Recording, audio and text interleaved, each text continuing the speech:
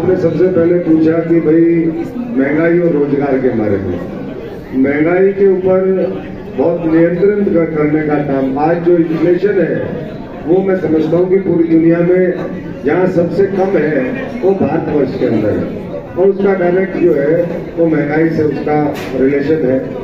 इसी तरीके से जो बेरोजगारी की बात है, जी बेरोजगारी का सवाल है, तो बेरोजगारी लगातार सरकार की कोशिश रही कि हम सरकारी नौकरियां भी दें, हम साथ साथ उद्योग धंधों को मजबूती से स्थापित करें इस देश के अंदर, एक वातावरण बनाए ताकि लोगों को स्वरोजगार भी मिले, उद्योग धंधों में रोजगार मिले, कृषि में रोजगार मिले। हम जो ट्रेडिशनल जो हमारा मजदूर वर्ग है उसके हाथों को ताकत दे सके, और भविष्य में भी ये काम जारी रहेगा। हमारी एक और आप सब जानते हैं देश के अलग अलग राज्यों के अंदर बड़े पैमाने पर पेपर लीक होते हैं। राजस्थान के अंदर तो कमाल ही हो रखा था पिछले 5 साल में।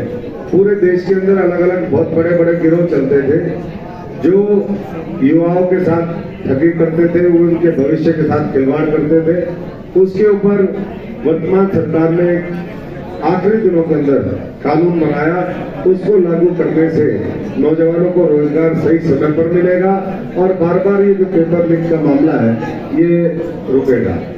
भ्रष्टाचार की आपने बात करी, तो भ्रष्टाचार तो ये लोग जो इंडियन अलायंस वाले हैं वो करते आए हैं, और इसीलिए जब उनके ऊपर कार्रवाई होती है तो चिल्लाते हैं कि सबने अपने अपने काले कारनामों के माध्यम से कहते हैं जैसे कर्म करोगे वैसा फल मिलेगा। तो इन्होंने जैसे कर्म करे हैं, आज जेलों में इनकी बुकिंग है, एडवांस बुकिंग चल रही है, तिहाड़ में 2 नंबर 3 नंबर 7 नंबर 1 नंबर, ऐसे बहुत से लोगों की और एडवांस बुकिंग चल रही है। कब कब किसका नंबर आएगा वो न्यायपालिका और जो है एजेंसीज वो तय करेगी। लेकिन इतना जरूर है, मोदी जी ने कहा है कि भ्रष्टाचार को अगले 5 वर्षों, क्योंकि जब तक भ्रष्टाचार रहेगा तब तक जो है जनता तक नीचे तक उसका योजनाओं का विकास का सशक्तिकरण का लाभ पहुंच नहीं सकता, इसलिए